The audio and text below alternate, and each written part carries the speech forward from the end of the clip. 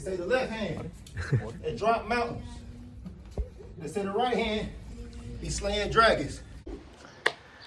The untouchable True School Sports Empire proudly presents something the boxing games are missing. Hey, what's going on? It's your boy BT, and I came here to talk some boxing with the thousands of True School Sports subscribers.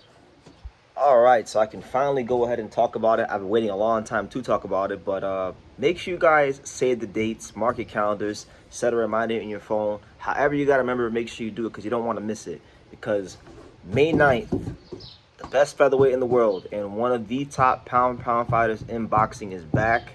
And that is none other than my main man, 50 grand, Angelo Leo, the IBF featherweight champion. He's going to be finally making his IBF world title mandatory defense against the very tough, very game, very formidable Aleem, you know, and I'm really excited about it. They got everything finally announced, you know, date May 9th, you know, city, Atlanta, Georgia, ATL stand up, and network will be on the zone. So let's talk about it, man, because, you know, it's been almost a year since Angelo fought.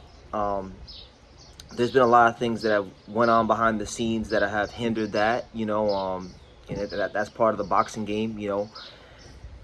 You don't always just because you have a fighter that's willing, ready, and able to fight any and everybody, it doesn't always mean that, you know, the powers that be will be on one accord with the fighter, right? So that's what it is. That's why he hasn't fought for the last year. But that's water under the bridge. The important thing is he's fighting May 9th, and it's a good opponent. You know, Aleem is 23-1. I feel like I've talked about it a lot here on this channel, but it's a good opponent, and I think this is the best time for the fight to happen, because if this fight would have happened one fight earlier or one fight later, I don't think Angelo will get the credit that he will get if he is to go in there and beat Aleem, because Aleem's coming off of a big win against Mikita Nakano. He went to Japan. He showed an excellent blend of movement, counter punching, toughness, grit, and I think that really shot his stock up as one of the top featherweight contenders in the world. So, I mean, you look at the 3-fight run for Angelo Leo,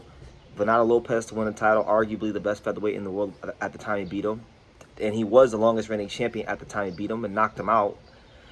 Then he went to Japan on foreign soil behind enemy lines, and he defended the belt against a former world champion. And now he's fighting, you know, a guy that I would say is a legitimate, like, real, credible top 10 contender, and he's fighting him at the peak of his powers when he just beat, you know, had the best moment in his career, going to Japan and beating one of the hardest punchers in the division against Mikita Nakano. So this is no gimme fight. This is no easy fight, you know. Angelo Leo does not get afforded the luxury to pick, you know, guys like, you know, Arnold K. Guy and Enrique Vivas and these kind of fighters that other champions like Espinosa and Shushu get to pick. No, he doesn't get it. He don't get the luxury of that, you know. He doesn't have that sort of a pull as far as like with the promoters and the powers that be. You know, these Shushus and these Espinosas, they can fight, you know, gumball machine fighters, as my dad calls them. But Angelo Leo has to fight real, credible opposition time and time again. And guess what? That's okay, because as the old saying goes, iron sharpens iron. And y'all gonna see what I've been telling you all these years, that he is the best featherweight in the world. And I'm looking forward to it, because Aleem, I feel like he's a guy that's gonna bring out the best in Angelo. And Aleem knows Angelo. Like, they've sparred plenty of rounds going back to the days at Mayweather Boxing Club, right? They know each other quite well. This is a fight that was discussed a long time ago. We're talking about, like, in the COVID pandemic days, right? I've highlighted this in other videos I made about this fight, but when Angelo won his first world title, it was against the guy that was supposed to fight Aleem, which was Tremaine Williams. So in theory, if you're coming from the Aleem perspective, you can feel like, you know what, Angelo's been champion and he's gotten made some good money in the sport. That should have been me, right? So this is a chance for him to kind of prove that to himself, right? And also, you know, put himself in a different tax bracket and different pay grade. So I'm looking forward to it. It's a great fight. A little bit of inside information here for you guys that wasn't out there in the public. This fight was initially supposed to take place in Detroit, Michigan, at the Masonic Temple. The fight, I don't know why it's not there. You know, I have my theories. as to why. Aleem is from Tuskegee, Michigan. They were gonna do it in Detroit at the Masonic Temple. Maybe they felt like the tickets weren't gonna sell enough because Rais, even though he would have been the hometown guy in that scenario, he's not really a proven draw. So they said, you know what, let's go do it in Atlanta. Let's go do it in a 5,000 seat venue. Put some local fighters on the undercard, things like that, and make this economically viable for everyone, right? As Gary Jonas would say. And yeah, so it's an ATL. I'm not mad about it. I got friends at ATL. I'm from the South. I'm from South Florida. I live in the South right now, so I'm gonna feel right at home. I'm gonna feel right at home, and it's gonna make things a little bit easier for camp towards the end. So I couldn't be any more happier.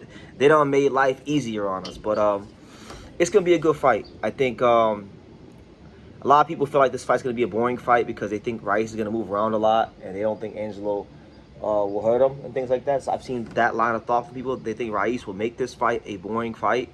I don't think Rice is gonna make this fight a boring fight because I feel like Rice has a chip on his shoulder, and a chip on his shoulder, and he's gonna want to prove something in this fight. So you may get some movement from him for I'll say a couple rounds, but inevitably it's a fight, and it's a world championship fight, and it's different at that level. It requires a different type of grit and mental focus and clarity. So I think I think it'll be a very good fight. You guys don't want to miss it on May 9th.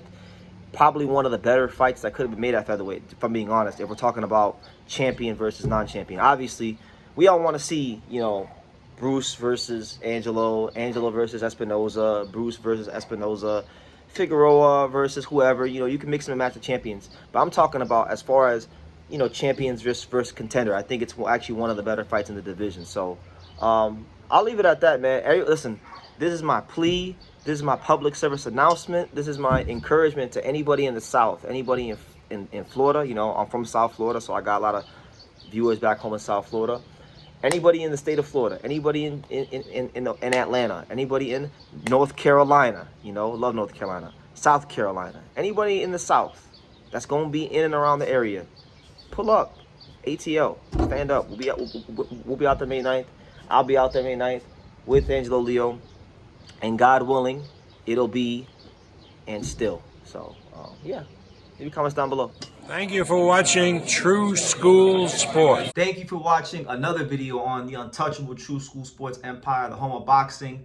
We're on the road to 100,000 subscribers, guys. So help us keep being great. Help us keep pushing out that real boxing content for the fine folks all around the world. And make sure you jab, you hook, you Mike Tyson, you Mayweather that subscribe button. Pops, show them how do they gotta hit the subscribe button. Pop, pop.